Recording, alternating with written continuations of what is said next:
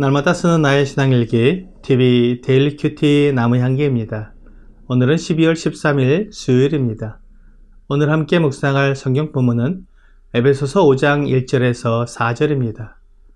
그러므로 사랑을 받는 자녀같이 너희는 하나님을 본받는 자가 되고 그리스도께서 너희를 사랑하신 것 같이 너희도 사랑 가운데서 행하라. 그는 우리를 위하여 자신을 버리사 향기로운 제물과 희생 제물로 하나님께 드리셨느니라.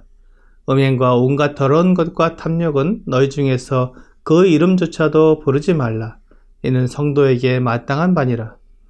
누추함과 어리석은 말이나 희롱의 말이 마땅치 아니하니 오히려 감사하는 말을 하라.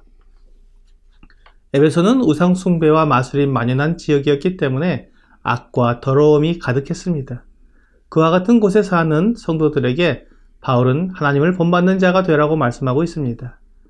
하나님을 본받으라는 말을 듣는 순간 우리가 생각하는 것은 거룩함일 것입니다.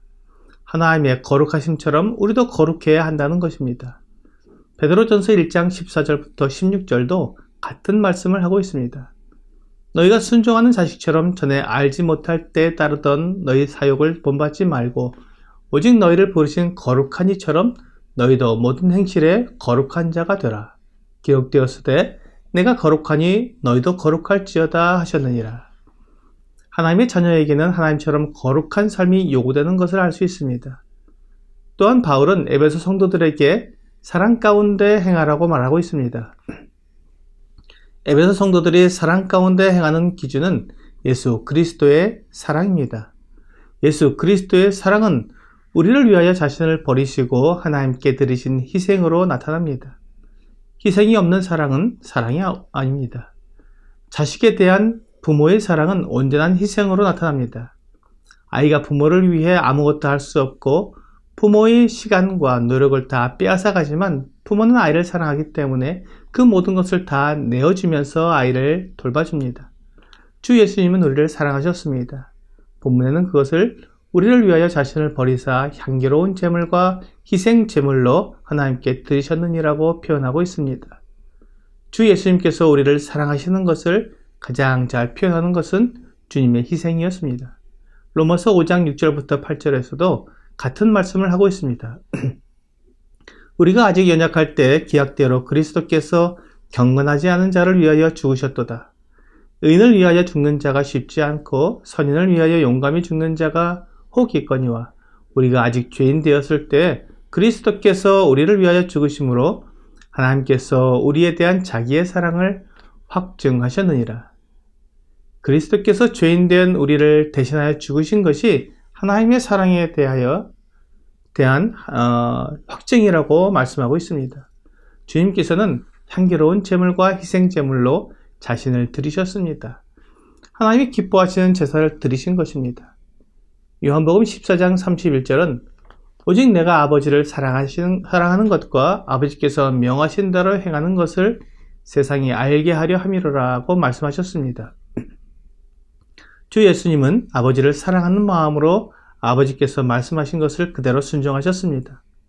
창세기 4장에서 아담과 하와의 아들들인 가인과 아벨이 하나님께 제사를 드렸습니다. 그런데 하나님께서 아벨의 제사는 받으시고 가인의 제사는 받지 않으셨습니다. 가인의 제사는 하나님을 기쁘시게 하지 못하였고 아벨의 제사가 하나님을 기쁘시게 한 것이었습니다. 이렇듯 주 예수님께서 자신을 제물로 드린 이 제사가 하나님을 기쁘시게 한 것입니다. 이사야 53장 10절은 이에 대해 여호와께서 그에게 상함을 받게 하시기를 원하사 질고를 당하게 하셨은즉 그의 영혼을 속건 제물로 드리기에 이르면 그가 씨를 보게 되며 그의 날은 길 것이요 또 그의 손으로 여호와께서 기뻐하시는 뜻을 성취하리로다 라고 말씀하고 있습니다.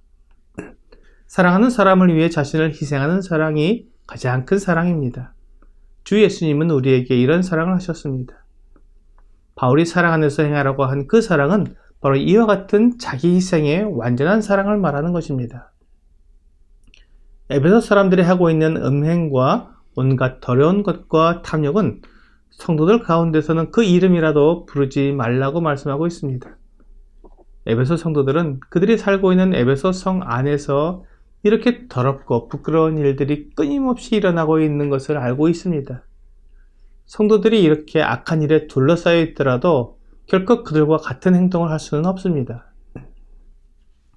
물고기는 물속에서 살지만 물에 빠져 죽지 않습니다. 거듭난 그리스도인들은 악한 세상 가운데서 살고 있지만 악에 빠져 살지는 않습니다. 그리스도인들은 음행과 더러운 것과 탐욕을 그 이름조차도 불러서는 안 됩니다. 그것들과 아무런 관련이 없어야 합니다.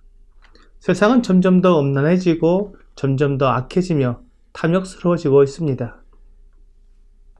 돈을 벌 수 있다면 어떤 일도 서슴지 않고 하는 것을 보게 됩니다. 단지 유흥비를 마련하려고 사람을 죽여 돈을 빼앗는 일이 심심치 않게 일어나고 있습니다. 이 세상 신은 사람들에게 자기 육체와 욕심을 위해 살도록 유혹하고 있습니다. 하나님께서 자기 형상을 따라 지으신 그 거룩하고 아름다운 모습을 버리고 탐욕과 정욕에 자신을 방임하는 어리석은 모습을 추구하게 만드는 것입니다. 하나님은 세상을 아름답게 지으셨고 사람을 최고의 걸작품으로 만드셨습니다. 하지만 사람의 욕심은 그것으로 만족하지 못하고 자신을 더 높여서 하나님의 자리에 앉게 만들었습니다. 이 욕심이 사람을 파멸로 이끌었습니다. 하나님께로부터 쫓겨난 사람은 그 삶이 공허해졌습니다. 그 무엇으로도 채우지 못하는 영적 갈증에 빠진 것입니다. 예레미야 2장 13절은 내 백성이 두 가지 악을 행하였나니 곧 생수의 근원되는 나를 버린 것과 스스로 웅덩이를 판 것인데 그것은 물을 저축지 못할 터진 웅덩이라고 말씀하십니다. 하나님을 떠난 사람은 결코 스스로 만족한 삶을 살 수 없습니다.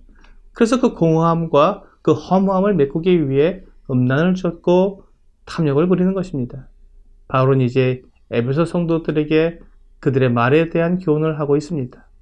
누추함과 어리석은 말, 희롱의 말이 성도들에게는 마땅하지 않다고 말씀합니다. 누추하다는 것은 더럽고 지저분하다는 뜻입니다. 음담패설, 성적인 농담 등이 누추한 말이 될 것입니다. 어리석은 말은 아마도 욕심에 가득 찬 말일 것입니다. 이런 말보다는 감사하는 말을 해야 합니다. 하나님은 우리가 감사할 때 기뻐하십니다. 그래서 범사에 감사하라고 말씀하셨습니다. 사실 하나님께서 나를 돌아보고 계시다는 것을 믿는다면 모든 일에 감사하지 않을 수 없을 것입니다. 오늘의 적용 질문을 보겠습니다. 내가 가장 본받고 싶은 사람은 누구입니까? 그 이유는 무엇입니까? 그리스도를 많이 닮은 사람을 본받고 싶습니다. 겸손하고 온유하며 진리를 따라 행하는 아름다운 삶을 본받게 되면 나도 하나님을 기쁘시게 할 수 있기 때문입니다. 오늘 이 세상의 더러운 것과 악한 것들을 멀리하고 사랑하며 용서하며 거룩한 삶을 살아가는 여러분과 제가 되기를 주 예수님의 이름으로 기도합니다.